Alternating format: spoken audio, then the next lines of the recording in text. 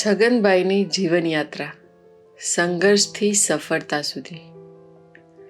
છગનભાઈનો જન્મ 1963માં થયો. શરૂઆતમાં નામ કરમન રાખ્યું હતું.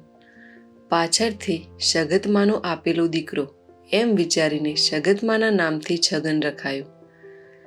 ગામગઢ પૂરો થાય અને વાસ ચાલુ થાય ત્યાં પિતા નાનજીબાનું ઘર. નીચું નળિયાવાળું અને લીપણવાળું.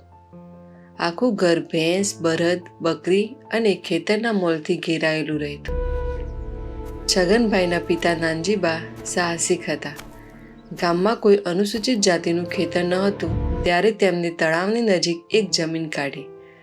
ત્યારે ગામનો એક બાહોશ વ્યક્તિ આવ્યો અને નાનજીબાને કહે, નાનજી, આ મારી લાકડીનું ટપોરો ભેંસ નથી ખમી શકતી તો તું તો માણસ છે. પણ નાનજીબા ડર્યા નહીં અને કહ્યું, તે તારી માનું દૂધ પીધું છે તો મેં પણ મારી માનું દૂધ પીધું છે, આવી જજે. એ ગામમાં નાનજીબાનું એ પહેલું ખેતર. સંપત્તિ બહુ ના કહેવાય, પણ નાનજીબાએ પોતાના બાવડાના બરે ઊભી કરેલી હતી અને હાલ એ જમીન નાનજીબાના વારસો પાસે છે. નાનજીબાને 3 દીકરા અને 3 દીકરીઓ હતી. મોટા દીકરા છગનભાઈ 7 ધોરણ પછી મોટા હતા એટલે બળદની રાસ જલ્દી પકડાવી દીધી હતી. નાનજીબા સાથે ખેતરમાં કામ કરતા કરતા છગનભાઈનું ઘડતર થયું. નાનજીબાની રાડો અને ગાળો વચ્ચે છગનભાઈનું વ્યક્તિત્વ મજબૂતાઈ પકડે છે. નાનજીબા સ્વભાવે અંતર્મુખી, જિદ્દી, સાહસી અને લક્ષ્મીમાં સૌમ્ય અને છગનભાઈ બંનેનું થોડું થોડું. અને એમે મહત્ત્વની વાત તો એ છે કે નાના હતા ત્યારે એટલા પહેલાં સગનભાઈ, રતિભાઈ નાઈ તોફાની હતા કે હે ને કોઈ આખા ગામની બધી માતાના શ્રીફળ ફોડીને ખાઈ જતા હતા. ઘણા કામ ભેગા કર્યા, એમને ધંધા ભેગા કર્યા. એમની સલાહ બહુ લીધી સગનભાઈએ. એમની સલાહ વગર કોઈ કામ કર્યું નહીં આ જીવન. એમને ઘણું ખોટું લાગ્યું છે કે એમને છેલ્લી ઘડીએ હું મળ્યો નહીં.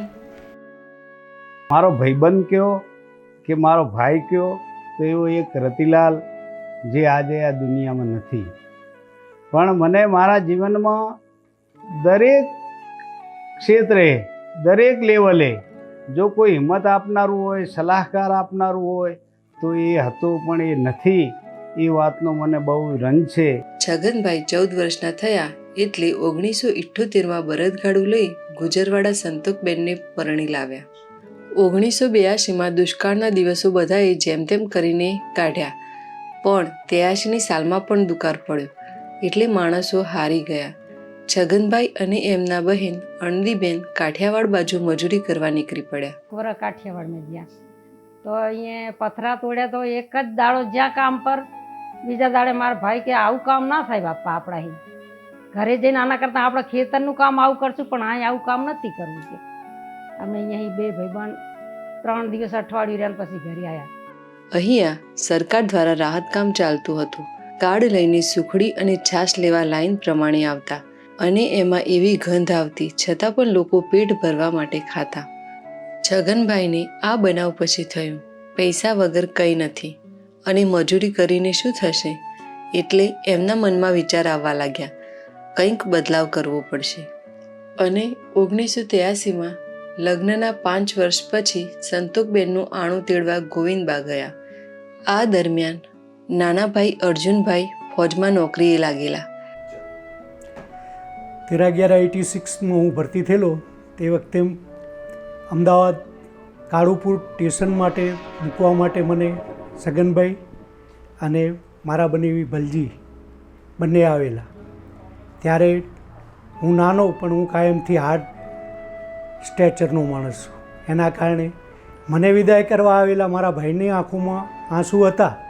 9 મહિનાની ફિઝિકલ ટ્રેનિંગ પૂરી કરી અને હું જ્યારે પહેલી વખત રવદમાં આવ્યો ત્યારે ઘરમાં આનંદ, ઉત્સાહ અને એક ફોજી હોવાના નાતે ઘરને ઘણો પ્રાઉડ અનુભવેલો. સાથે પગાર પણ લાવેલા અને એક નવું કિરણ જાગ્યું. ઘરમાં પૈસાની અછત ઓછી થઈ. નાનજીબાને શારીરિક તકલીફના કારણે 2 ઓપરેશન કરવામાં આવ્યા.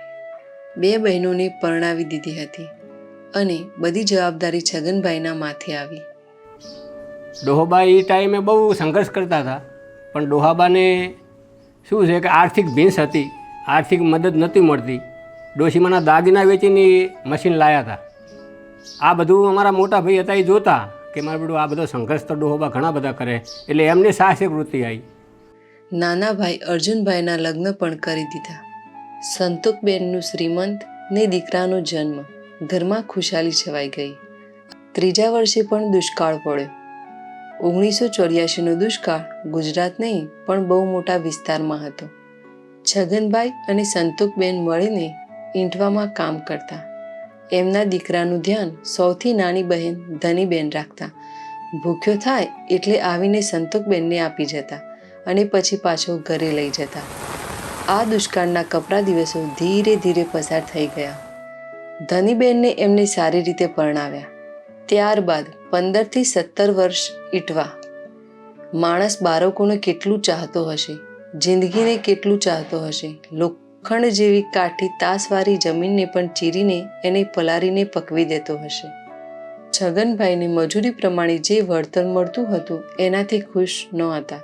તેથી કરિયાણાની દુકાન કરવાનું વિચાર્યું.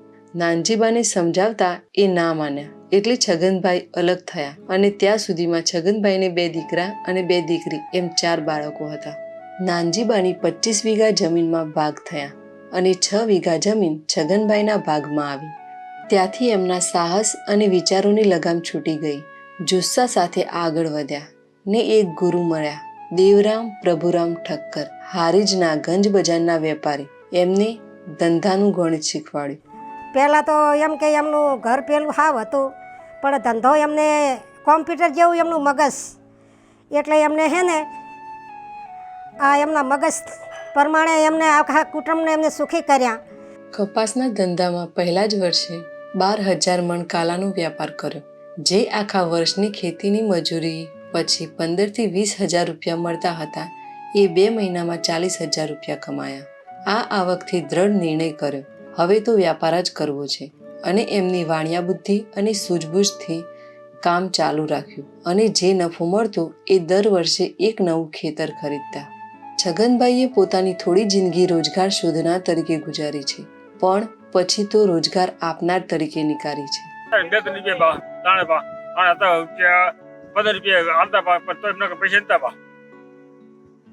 અમારે ઊંટલાનો ધંધો હતો અને અમે 200-250 રૂપિયે સગનભાઈ કાલા રાખતા હતા. પાલીપુર, મુજપુર, ચંદુર ને આ બધો વ્યાપાર અમે કરતા હતા.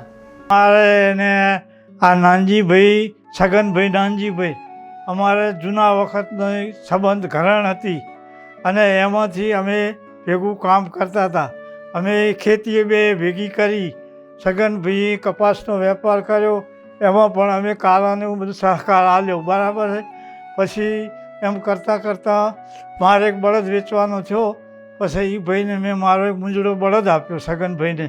અને અમારે આજે હજુ બધી પરંપરા, કારણ કે આ જે સંબંધ ભલે ગામમાં કોઈને નથી, પણ મારે આ સંબંધ ચાલ્યો આવે છે આજે. 4 બાળકો મોટા થતા હતા. એમને યોગ્ય રસ્તો, જીવનપાઠ ભણાવવા માટે બધી જ પ્રકારની શૈક્ષણિક મદદ કરવા. પોતે તમાકુનું વ્યસન હતું તો બાળકો તેમને જોતા એટલે તમાકુ બંધ કરી દીધી અને નિર્વ્યસની જિંદગી સ્વીકારી. છગનભાઈ એ શીખવતા નહીં, તે ચીલો પાડતા ગયા અને બાળકો તેમને જોઈને શીખતા ગયા. એક જ વાક્ય તેઓ કહેતા અને ઘણીવાર કહેતા કે દ્રષ્ટાંત બનો, દ્રષ્ટાંત. ધનીબેનને સાસરે જવું નહોતું. તેમની નાની દીકરી હતી.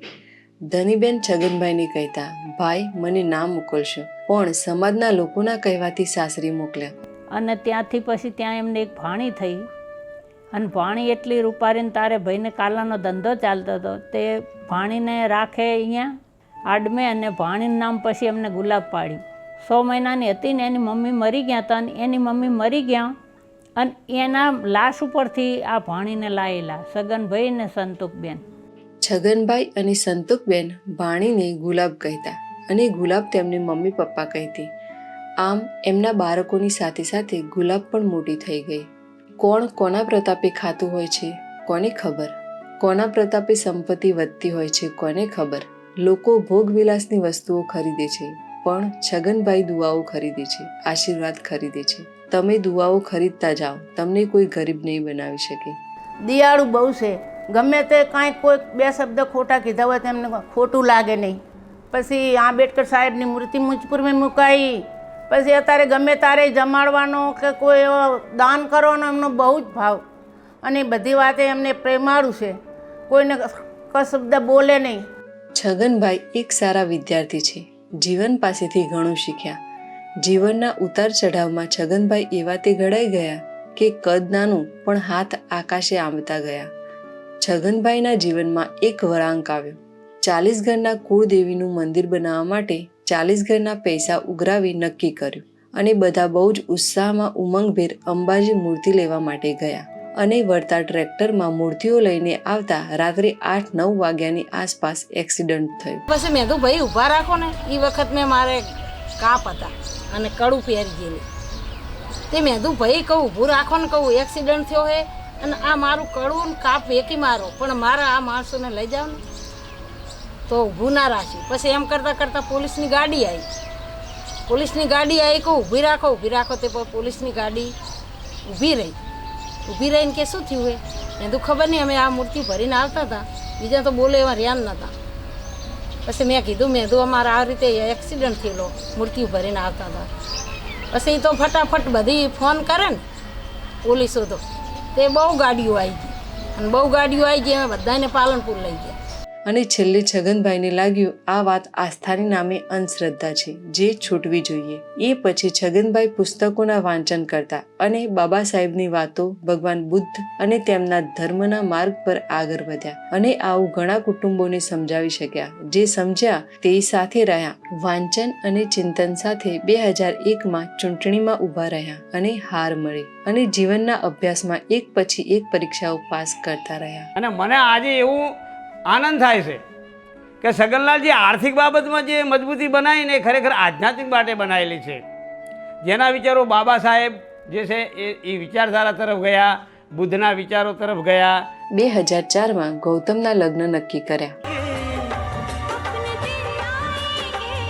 અને પહેલો જ પ્રસંગ હતો એટલે ઘરમાં બધા ખુશ હતા. લગ્ન માટે બેન્ડવાજા અને વરઘોડા માટે ઘોડાવાળી જીપ બોલાવવામાં આવી.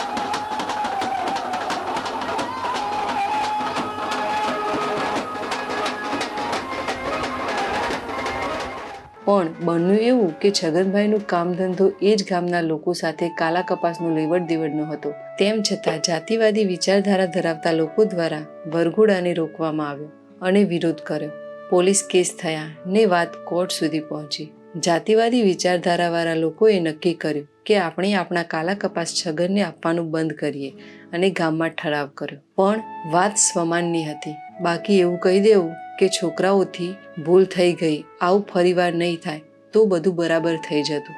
આ વાદ વિવાદને લઈને ભાઈઓમાં પણ ખેંચતાણ થઈ અને વાત થાય કે અસલ ચાલતું હતું પણ આમને ખાતા આવડે નહીં. આ બધું તોફાને ચડ્યા. લગ્નમાં ક્યાં જીપ લાવવાની હતી. લોકોએ છગનભાઈને અવળા પાટે લીધા. કાલા કપાસનો ધંધો બંધ થતાં શિક્ષણને ધ્યાનમાં રાખી, બાળકોના અભ્યાસને ધ્યાનમાં રાખીને છગનભાઈ હારી જ રહેવા માટે આવી ગયા. કાલા કપાસના ધંધામાંથી જે નફો મળ્યો તે રોકાણ જમીનમાં કરેલું તે ધ્યાનમાં આવ્યું અને જમીન ડેવલપમેન્ટ બિલ્ડર લોબી લાઇનમાં આવી ગયા અને સૌથી પહેલી બુદ્ધ વિહાર સમીમાં સ્કીમ પાડી. ત્યાં 3 વીઘા જેવી જમીનમાં અમુક તત્વોએ કબજો કરી વાડ વારી, પણ એ જ વાડ છગનભાઈએ હટાવી દીધી અને એ માથાભારે તત્વોને ખબર પડતા જ આવી પહોંચ્યા અને બોલાચાલી થઈ અને જૂના જમીનના માલિક અને દસ્તાવેજના આધારે સમાધાન થયું. એ પછી નાના દીકરા કલ્પેશના પણ 2009માં લગ્ન થયા.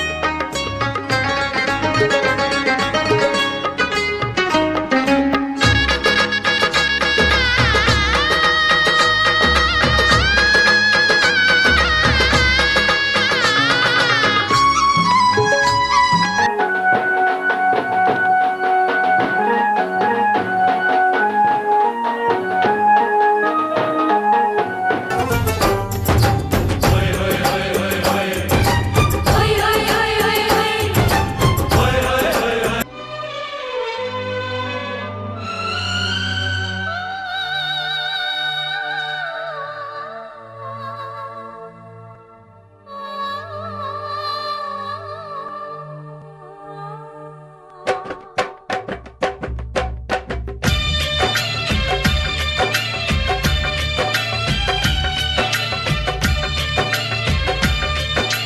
કલ્પેશના લગ્નમાં વેલડું હાંકનાર તરસીબાનો આનંદ અલગ જ પ્રકારનો હતો. અત્યારે તો બેન્ડ વાજામાં વેલડા ખોવાઈ ગયા છે. કલ્પેશના લગ્ન જોઈને નાનજીબાએ પણ 2010માં 1 વર્ષ પછી પોતાનો દેહ ત્યાગ કર્યો. પેટી એટલે મારા દાદાનો ખજાનો. અંદર એમનો બધો ખજાનો મીન્સ કે એમની જે પર્સનલ એમને જે બહુ કિંમતી વસ્તુ, કિંમતી તો એમના માટે બહુ કિંમતી એમ કે પૈસા હોય, પછી એમની જે વસ્તુ હોય કોઈને આપવા ના માગતા હોય, એ મારા સિવાય મોસ્ટલી કોઈને ખબર નથી. આખા ગુજરાતમાં ટેટ 1માં 1.5% રિઝલ્ટ હતું, ત્યારે છગનભાઈના ઘરમાં 100% રિઝલ્ટ હતું. વારાફરતી બધા બાળકો સરકારી નોકરીમાં લાગી ગયા.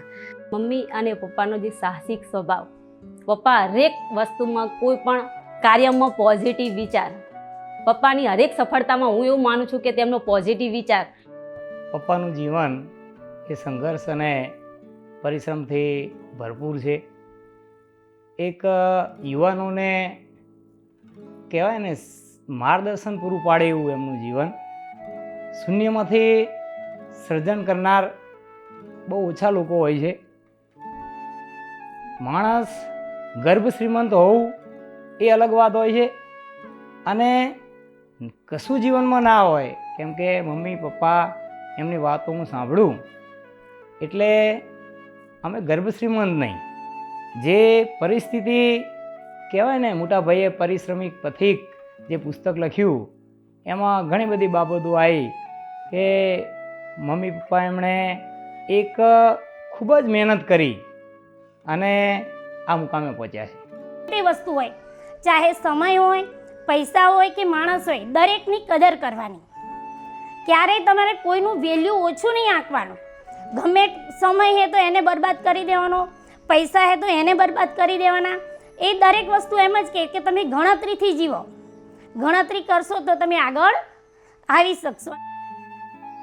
એમને 2 લાઈનમાં કહેવું છે કે હવે લાઈફમાં બહુ કર્યું તમે, તો હવે તમારી બોડીને પણ થોડો ટાઈમ આપો, તમારી પાછળ પણ થોડો સમય આપો એમ.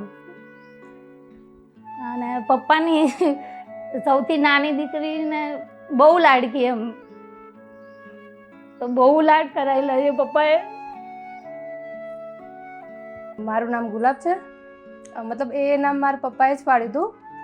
બધા લોકો એવું કહે છે, મતલબ મારી મમ્મીની, કે જ્યારે હું નાની હતી ને ત્યારે એકદમ લાલ લાલ ટામેટા જેવી હતી, તો એના કારણે મારા પપ્પાએ નામ રાખ્યું ગુલાબ. અને એ હંમેશા મતલબ ગુલાબ લઈને આવતા એમ ફૂલ, તો પછી એમને મારું નામ ગુલાબ રાખ્યું. અને લાઈક એમને તો બહુ સ્ટ્રગલ કરે છે, મતલબ અમે તો અમારી આંખે જોયેલું છે. બીજું કે મતલબ મારું અસ્તિત્વ છે ને એ એમના કારણે જ છે. હું જે છું ને આજે એ મતલબ એમના કારણે જ છું.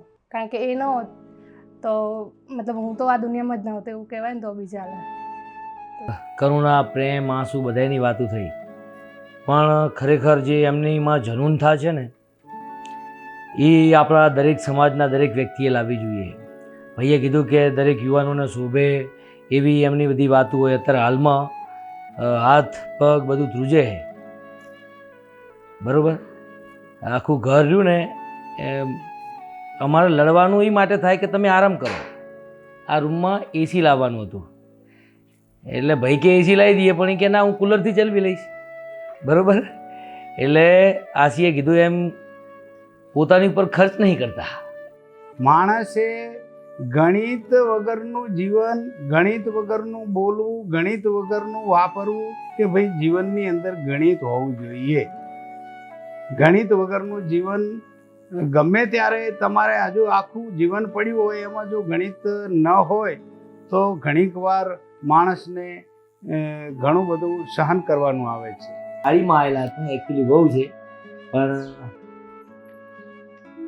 હાલ દેશમાં છે, બરાબર. એટલે ઘણી બધી વસ્તુ છે, પણ ઘણી ટ્વિસ્ટ બી છે. ટ્વિસ્ટમાં એવું છે કે જનરેશન ગેપ, કોઈ પણ મા બાપ વચ્ચે અને એના સંતાનો વચ્ચે જનરેશન ગેપ હોય. નો ડાઉટ મંજિલ એક હોય પણ રસ્તા અલગ અલગ હોય. એટલે ઘણીવાર એવું થાય કે કોઈક જો બહારનો વ્યક્તિ આવી ગયો હોય, ત્રાહિત વ્યક્તિ, તો એને એમ થાય કે અરે બધા શું કરે છે, એમ ઝઘડે છે કે એવી વાતચીત કરે છે, પણ ખરેખર હકીકત તો એવું હોય કે ટ્રેક અલગ હોય. બંનેને જવું હોય બોમ્બે, કોઈ આ નીચેથી જાય, કોઈ આ બાજુથી જાય, બરોબર. પણ ખરેખર આ તો નો ડાઉટ એમનો જિદ્દી સ્વભાવ. અમે ખુદ નહીં ચલવી શકતા તો બીજા મારી મમ્મી એમ દોડે. મારા પપ્પા આગળ જે હેડે ને કંઈ હાથીડું હોય, બળદ હોય, ચાલવાનું હોય. મને યાદ છે કે હું તો તાર એકદમ ભરપૂર જવાનીમાં તો એ આગળ ખાલી હેંડતા હોય તો મારે દોડવું પડતું એમ. એટલે એની સ્પીડમાં દોડવાનું.